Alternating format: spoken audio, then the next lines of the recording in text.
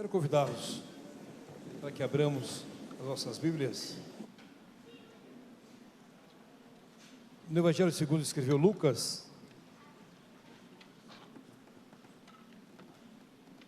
capítulo 22, estaremos lendo os versículos 17 a seguir.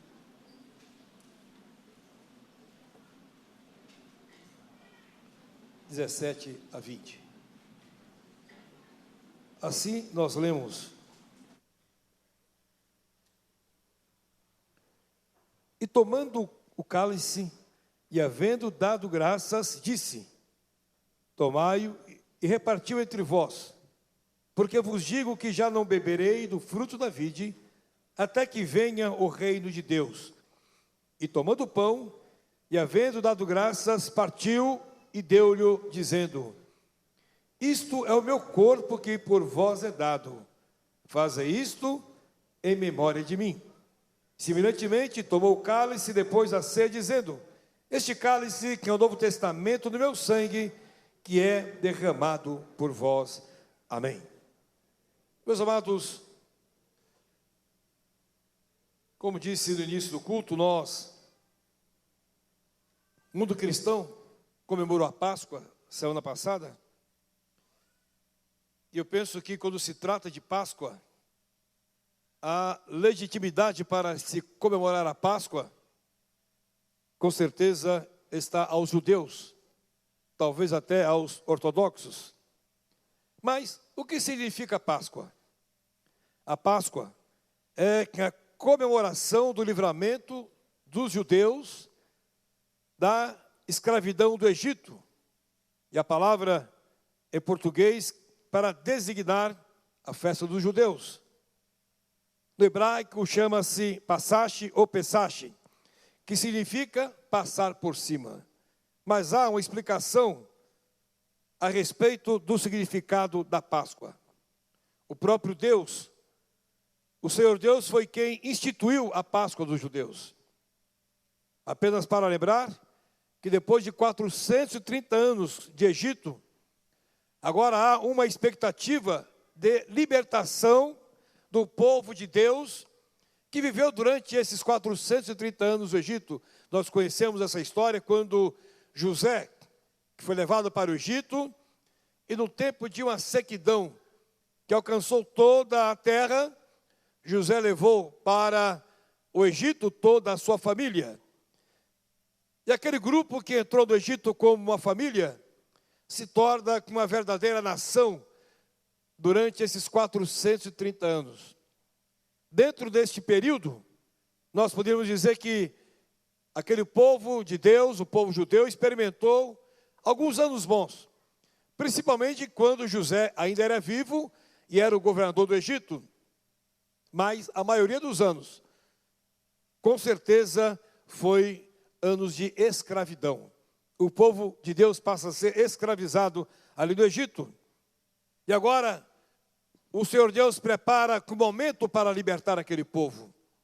Nós que conhecemos a história de Moisés, quando o Senhor Deus o escolheu para que Moisés fosse o líder para libertar o povo do Egito e conduzir aquele povo pelo deserto até chegar à terra prometida, até chegar a Canaã, a terra que Deus havia prometido, havia vacinado antes até para Abraão. Não vamos falar aqui a história de Moisés, pois todos já conhecem. Eu quero enfatizar uma outra parte dessa história. Mas o povo começa então a se preparar para deixar o Egito. Deus sinaliza que está trabalhando pelo seu povo, através das pragas do Egito, enquanto o faraó não permitia que o povo se retirasse ali do Egito, Deus está trabalhando. E agora o povo de Israel, devido a uma orientação de Deus a Moisés, quando o Senhor Deus previu a Moisés que a 10ª e última praga, que ele permitiria que visitasse o Egito, faria com que Faraó mudasse definitivamente de ideia e iria permitir que o povo então fosse embora. Então o povo de Israel estava devidamente preparado, aguardando a ordem de Deus, ou a ordem de Moisés, para sair, encontrando a sua liberdade. Mas eu quero só lembrar os irmãos, que a 10ª praga já havia sido determinada por Deus. Essa 10ª praga que o Senhor Deus estava mostrando a Faraó, já estava determinada por ele, que seria a morte de todos os primogênitos do Egito. Mas aqui a observação a ser feita: houve uma orientação de Deus para livrar o povo de Israel da morte dos primogênitos. O Senhor Deus, Ele sempre prepara um escape para o seu povo. Deus sempre tem um escape preparado para o seu povo. Aleluia. O Egito queria experimentar esta praga da morte dos primogênitos, mas o Senhor Deus estava trazendo uma proteção ao seu povo. Houve uma orientação de Deus para livrar os filhos de Israel. Cada família deveria observar a orientação do Senhor, onde Deus manda que cada família tome um cordeiro, que deveria ser amarrado 14 dias antes, a fim de ser observado se não tinha defeitos, nem mácula, que fosse macho de 1 ano, e esse cordeiro deveria ser sacrificado à tarde daquele dia memorável, e o sangue deste animal, o sangue deste cordeiro, deveria ser espargido nos umbrais das portas, nas casas em que comessem do cordeiro. Ou seja, somente os hebreus é que haviam recebido esta orientação, os egípcios não, porque o que Deus tem para o seu povo é para o seu povo. Ali Deus preparou o seu povo para que estivesse protegido da morte ou do anjo da morte. E então a orientação era que do sangue daquele animal, daquele cordeiro, eles espargissem nos umbrais das portas das casas em que comessem, porque o Senhor Deus já havia determinado que à meia-noite ia passar o anjo do Senhor, que mataria todos os primogênitos do Egito, exceto onde houvesse nos umbrais da porta o sangue espargido. O anjo da morte passou, vendo o sinal de sangue nos umbrais da porta. Ali a morte passa por cima, ou passa adiante. Ali a morte não visita aquela casa onde tem a marca do sangue do cordeiro. Mas a Bíblia diz que da casa dos egípcios, onde na verdade não havia que essa proteção do sangue, essa marca do sangue, este sangue espargido, ali houve a morte de todos os primogênitos. Eu faço aqui uma comparação, meus amados, entre a casa dos egípcios e a casa dos hebreus. Enquanto na casa dos egípcios havia morte, na casa dos hebreus havia vida, porque tinha sangue para marcar a permanência da vida naquela casa. Bendito é o nome do Senhor. Aleluia. Enquanto na casa dos egípcios havia lágrimas, na casa dos hebreus havia alegria. Enquanto na casa dos egípcios havia luto, na casa dos hebreus havia vida, porque o sangue foi o responsável para fazer a vida permanecer. Bendito é o santo nome do Senhor. Aleluia. Então aquela casa onde havia o sangue espargido nos seus umbrais, ali não havia mortandade. E é o que está escrito na carta de Paulo aos Romanos, capítulo 8, versículo 1. Portanto, agora nenhuma condenação há para os que estão em Cristo Jesus, que não andam segundo a carne, mas segundo o Espírito. Se há a marca do sangue do Cordeiro, não há condenação. Se há a marca do sangue do Cordeiro na tua vida, há a presença do Espírito Santo, há a presença de Deus, aleluia. A marca do sangue do Cordeiro é que nos identifica diante de Deus. Aqui não tem morte, aqui tem vida, aqui não tem tristeza, aqui tem alegria, aqui não tem luto, aqui tem vida, aqui tem esperança do Senhor Jesus Cristo. Bendito é o nome do Senhor. Após esse acontecimento, meus amados, Faraó então liberta o povo hebreu, que deixa o Egito, rumo à terra prometida. A celebração da Páscoa tem como finalidade perpetuar na lembrança dos povos o dia do grande livramento dado por Deus a Israel e ao seu povo.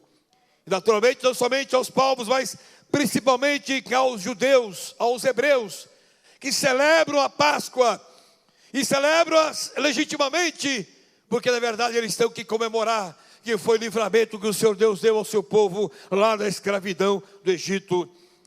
Essa que nós citamos aqui, essa é a celebração da primeira Páscoa, é a instituição da Páscoa. Foi Deus quem instituiu a Páscoa para os judeus.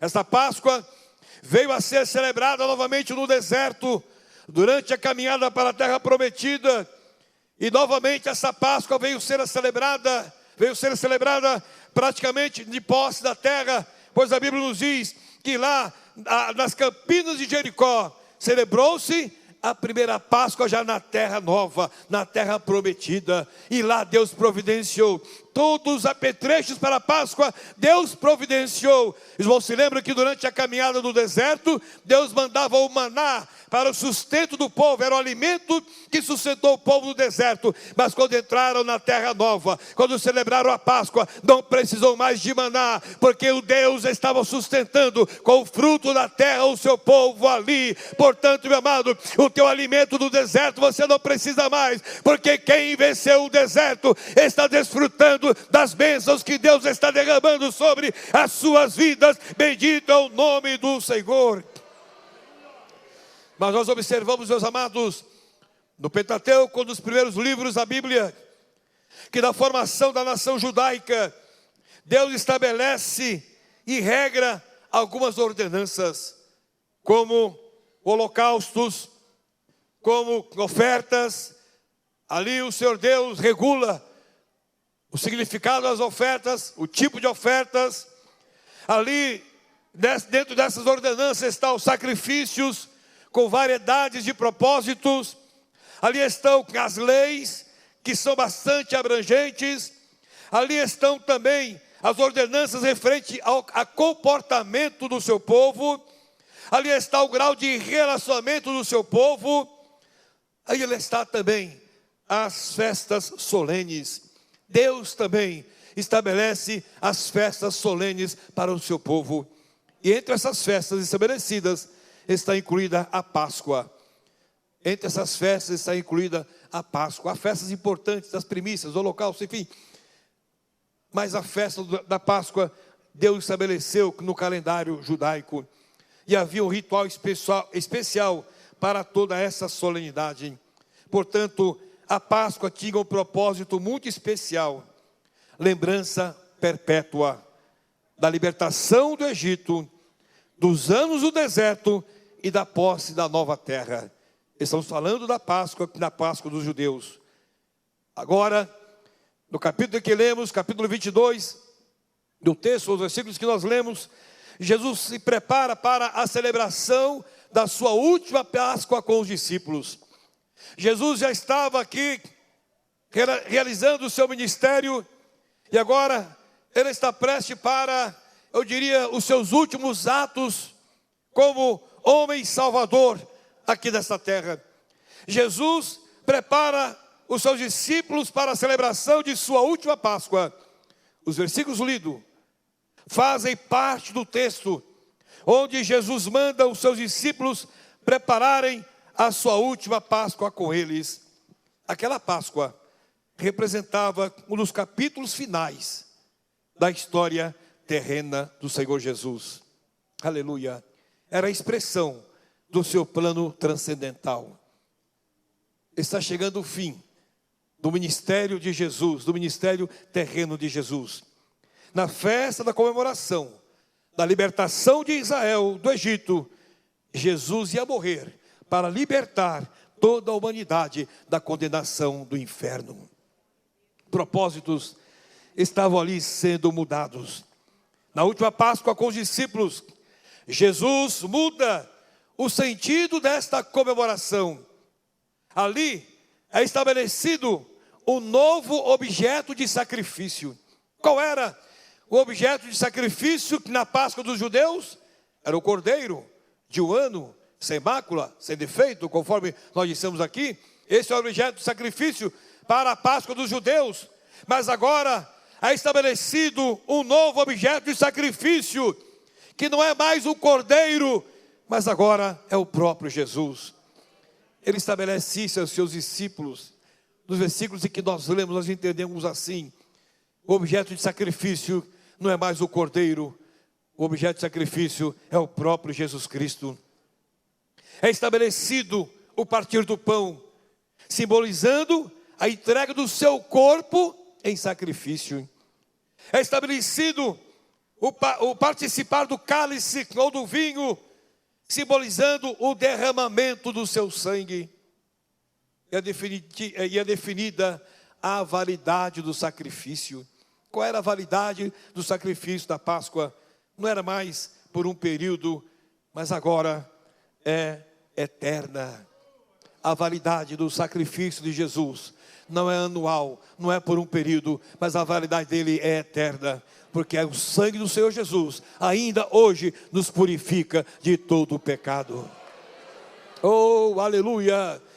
Quando o próprio Jesus se propõe a vir a esta terra, ele diz a Deus, ele diz ao seu Pai, ainda lá nos céus, que ele se propunha a descer aos céus, para que pudesse ser superado o concerto antigo, e fosse estabelecido um novo concerto, ou um segundo concerto, ou o último concerto, ou um definitivo concerto. E este é o concerto que Jesus está estabelecendo através do seu sacrifício, um concerto que é eterno, não é mais para um período, mas é eterno o sacrifício do Senhor Jesus. É definido também o alcance desse sacrifício. Se aquele sacrifício que era oferecido pelos judeus, e tinha todo aquele propósito com a participação de sacerdote e sumo sacerdote, daquele tempo pré-determinado, se aquilo era o alcance unicamente para os judeus, agora não é mais. É definido o alcance desse sacrifício, não mais a um povo, mas para toda a humanidade. E por causa disso, eu e você fomos alcançados através do sacrifício do Senhor Jesus Cristo. Bendito é o nome do Senhor. E agora, ao invés da Páscoa, agora temos a ceia do Senhor. A Páscoa representa um concerto antigo e superado, mas a ceia representa um novo e definitivo concerto que jamais será superado. Bendito é o nome do Senhor. Jamais o concerto de Jesus será superado, porque Jesus é maior do que Moisés, Jesus é maior do que o sacerdote, Jesus é maior do que a lei, Jesus é maior do que o sumo sacerdote, Jesus é maior do que o sacrifício de cordeiros. Ele é o cordeiro pascal, ele é o Senhor. Bendito é o nome do Senhor. Jesus deixou os céus e se submeteu a um plano especial visando a salvação da humanidade. O título dessa cantata é A Batalha Final. Poderia até deixar no monitor se quiser. Foram muitas as batalhas que surgiram durante ou diante de Jesus. E vamos enumerá-las algumas aqui rapidamente. Foram muitas essas batalhas que o Senhor Jesus teve diante dele, que foram verdadeiros desafios. A começar na concepção de Jesus. Eu não tinha nem nascido ainda. Sua mãe, Maria, que estava grávida. E ali já previa-se se desfazer um lar que nem havia se iniciado. José era noivo de Maria, e a Bíblia diz que ele propôs no seu coração, ele intentou no seu coração deixar Maria porque ela estava grávida. Mas eu quero lembrá-los que as batalhas que Jesus enfrentou, ele nunca esteve só. As batalhas que você enfrenta, você nunca está só. Aleluia. Quando José tentou deixar Maria, o Espírito Santo se apresenta a José e diz: olha, José, receba Maria como tua esposa, porque o que nela está gerado é do Espírito Santo. Não é de homem algum, mas é do Espírito Santo. José então aceita Maria como esposa, casa-se com Maria. Jesus nasceu. Todos conhecemos a história do nascimento do Senhor Jesus. E ali Herodes queria usar as informações dos magos para fazer naturalmente mal a Jesus. Porque Herodes, a propaganda era que o rei está nascendo, que o rei dos judeus chegou. Herodes não admitia outro rei, porque ele era o rei dos homens. Mas o rei que estava nascendo não era rei de homens somente, mas era o rei dos reis e o Senhor dos senhores. Portanto, era o rei eterno. Bendito é o nome do Senhor. Que Herodes, ele quer combinar com os magos que iam visitar a Jesus, para que trouxesse a informação onde Jesus estava, para que ele pudesse chegar até Jesus. Mas a Bíblia diz que os magos visitaram a Jesus, levaram lá o que deveriam levar, mas orientados por Deus, eles mudaram de caminho e não levaram informação para Herodes. Mais uma batalha vencida por Jesus. Herodes ameaça todas as crianças. E a Bíblia diz que Jesus e os seus pais tiveram que fugir para o Egito, fugir das mãos de Herodes, para salvá-lo das mãos de Herodes. Mais uma batalha vencida por Jesus. Jesus, já quando o homem volta para as suas terras, e agora a Bíblia nos diz que Jesus, nos dá a entender que Jesus está se preparando para a realização do seu ministério. Jesus é batizado em águas. Quando Jesus é batizado em águas, batizado por João Batista, a Bíblia diz que quando ele sai das águas, que o céu se abriu. E quando o céu se abriu, o Espírito Santo, em forma corpórea de uma pomba, desceu e pousou sobre Jesus. E naquele instante, ouviu-se uma voz dos céus que dizia: este é o meu Filho amado em quem me tenho comprazido. Ali estava estabelecida a Trindade Santa, o Pai, o Filho e o Espírito Santo. A Trindade está agora iniciando o ministério de Jesus terreno. Ali Jesus está iniciando o seu ministério. Depois de ser batizado, a Bíblia diz que Jesus foi levado ao deserto. E ali ele jejuou 40 dias e 40 noites. Mas o que eu quero chamar a atenção de todos é que as batalhas que Jesus teve que enfrentar não foram somente batalhas no sentido humano e de perseguição humana, mas foram batalhas também espirituais. Quando Jesus, depois de jejuar 40 dias e 40 noites, diz a Bíblia que o diabo se apresenta para ele para tentá-lo no deserto. E a primeira tentação do diabo a Jesus foi que ele transformasse pedras em pão. Jesus estava com fome, 40 dias sem comer, 40 noites sem comer. E o diabo faz essa proposta a Jesus, que se ele fosse realmente o Filho de Deus, que transformasse aquelas pedras em pão. E Jesus respondeu para o diabo, como se dissesse: eu não vou te atender, diabo, o meu plano é sublime, o meu plano é celestial, o meu plano é do céu. Nem só de pão viverá o homem, mas de toda a palavra que sai da boca de Deus. Oh, aleluia, aleluia. Oh, glória a Deus. Depois o diabo fez outras duas tentações. Uma, mandando que Jesus saltasse lá no pináculo do templo, dizendo: olha, o seu pai vai dar ordem aos anjos e eles vão te proteger. E Jesus disse: eu não quero que meu pai seja tentado, não tentarás o Senhor teu Deus. Eu não farei isso, Satanás. O diabo sempre quer mostrar alguma coisa para que nós façamos, para querer provar alguma coisa. Nós não temos que provar nada para Satanás. Nós temos que manter a nossa fidelidade com Deus, aquilo que alcançamos a parte dele. Bendito é o nome do Senhor.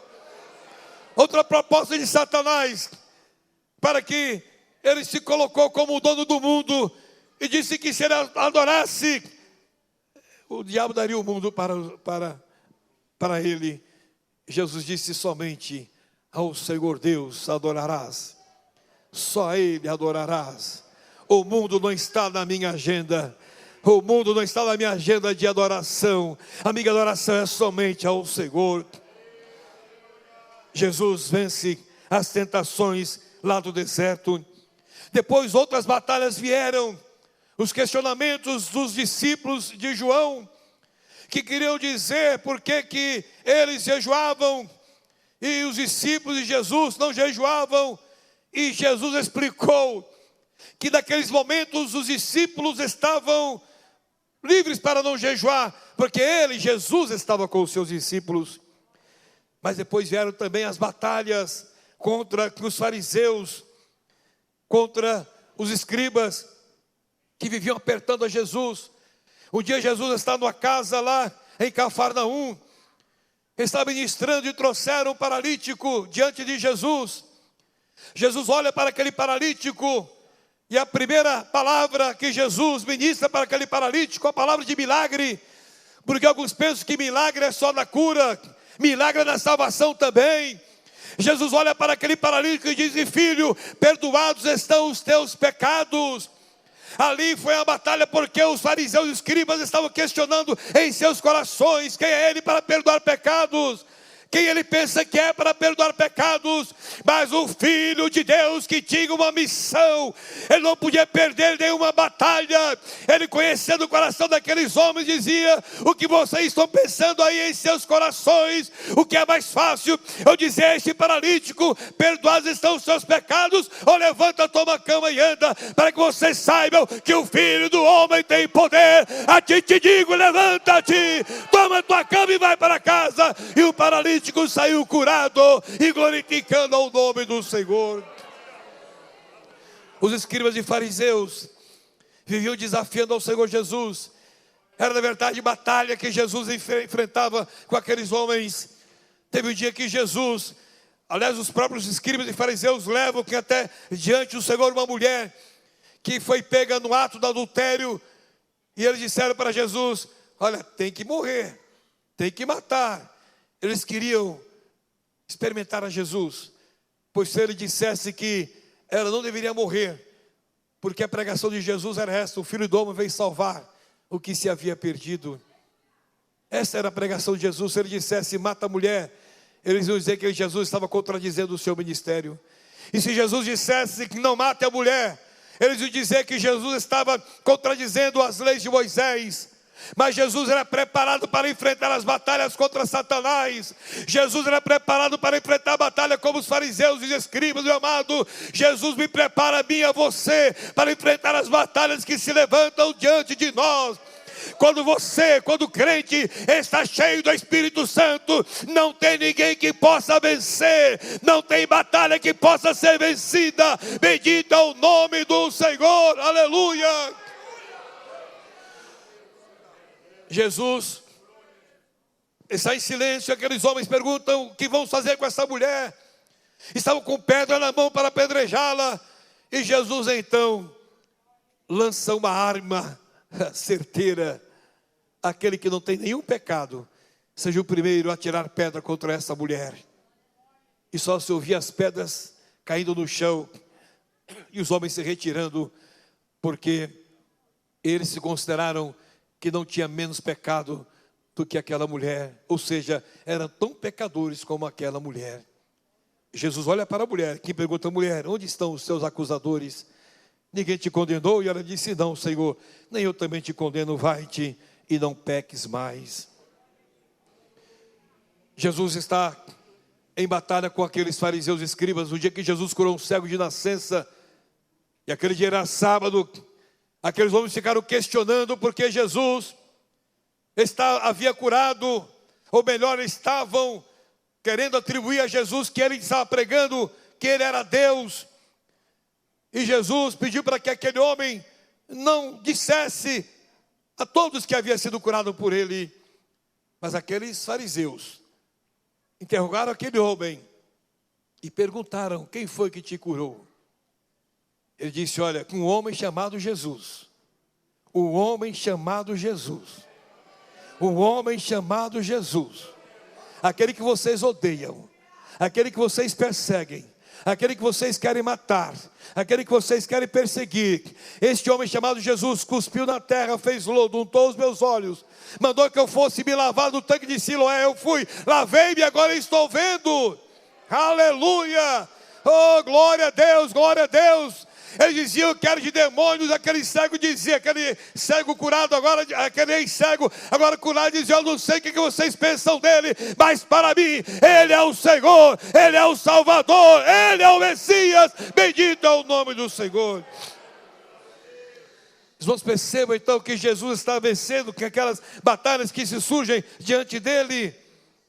Mas agora o momento crucial para Jesus estava chegando, quando Jesus celebra a Páscoa, institui a ceia com os seus discípulos lá no Getsemane. Jesus institui agora a ceia, que os discípulos preparam a Páscoa, enfim. Agora Jesus vai ao jardim, lá no Getsemane, ali vai orar. Ali ele entra em agonia. E há um momento especial de Jesus com Deus. Um momento que os discípulos não puderam estar presentes nem presenciar. Era o momento de Jesus com Deus.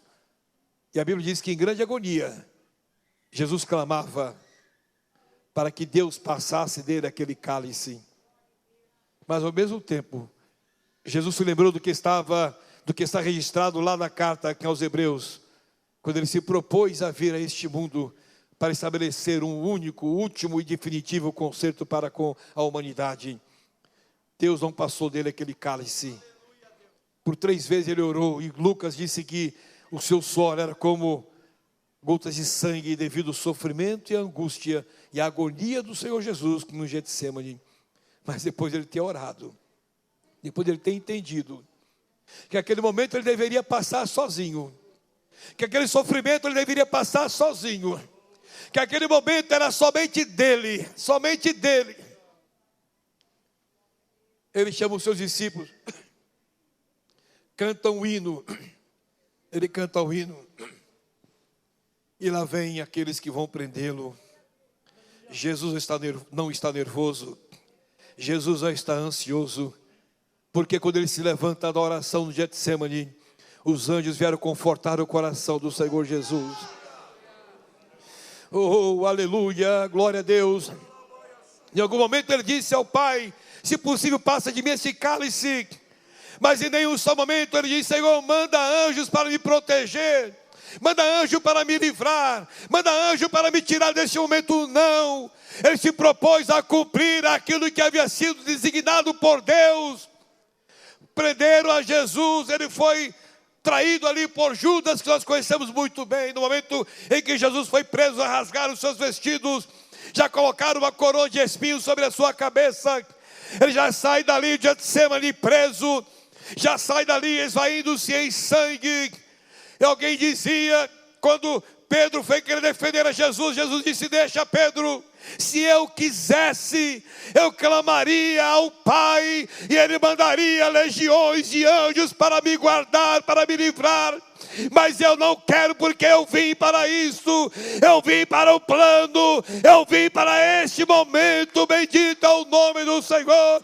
Jesus nunca desiste dos planos que tem em relação a cada um de nós. Eu vou repetir: Jesus nunca desiste do plano que tem em relação a cada um de nós. Oh, aleluia, aleluia, aleluia, meu amado irmão, minha querida irmã. Jesus tem planos sobre a tua vida e nunca vai desistir. O diabo não vai impedir, o diabo não vai impedir que os planos dele sejam realizados. Aleluia, aleluia, aleluia, aleluia, aleluia, aleluia, aleluia. Oh, glória a Deus, a presença de Deus arde em nosso coração nesta noite. Jesus vai à morte, morte de cruz. Aleluia. E lá na cruz, quando se pensava que a batalha já estava terminada, as batalhas ainda surgem, as batalhas agora para fazê-lo desistir do plano. Jesus está pendurado no madeiro. As pessoas passavam, a Bíblia diz que maniavam a sua cabeça, que olhavam para ele. Não é tu que dizes que levanta o templo e derruba em 3 dias, então sai daí. Outros diziam: se tu és mesmo filho de Deus, sai daí. Ele permaneceu ali porque não podia fazer a vontade daqueles que ali estavam. A vontade que estava prevalecendo ali era a vontade de Deus. Não permita nunca que o homem te faça perder o foco da vontade de Deus sobre a sua vida. Até os malfeitores que estavam ao lado de Jesus, um daqueles malfeitores, o desafiou dizendo: olha, se tu és o Filho de Deus, salva-te a ti mesmo e salve a nós também. O outro que estava do outro lado disse: Senhor, lembra-te de mim quando entrares no teu reino. Jesus olha para aquele outro que o desafiava e deu as costas para ele, mas olha para aquele outro que o reconhece como Filho de Deus e diz: hoje estarás comigo no paraíso. Jesus foi sepultado no sepulcro novo, mas ainda havia outras batalhas. Colocaram uma pedra muito grande na porta do túmulo de Jesus, para que os discípulos não fossem lá que tirassem o corpo do Senhor Jesus, que assim pensavam eles. Ainda colocaram guardas para vigiar o túmulo do Senhor Jesus. Aleluia. Havia batalhas ainda a serem vencidas, mas quando a batalha é espiritual, o homem carnal não pode impedir. A batalha era espiritual. Os anjos dos céus vieram. Os guardas ficaram assombrados, desmaiaram. Os anjos tiraram a pedra da porta do túmulo, não para Jesus passar, porque quando ele ressuscitou em corpo glorioso e podia passar pelas paredes.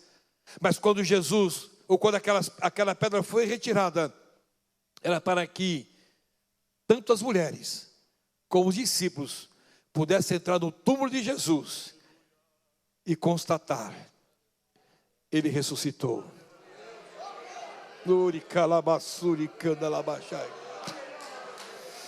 A batalha está vencida. Jesus ressuscitou. Oh, aleluia, Jesus ressuscitou. Jesus foi vencendo uma a uma dessas batalhas. Não se deixou levar pelas tentações. Não se deixou levar pela vaidade. O propósito de Jesus era concluir o plano para o qual foi designado. Porque Jesus venceu essas batalhas, é que alcançamos a nossa salvação.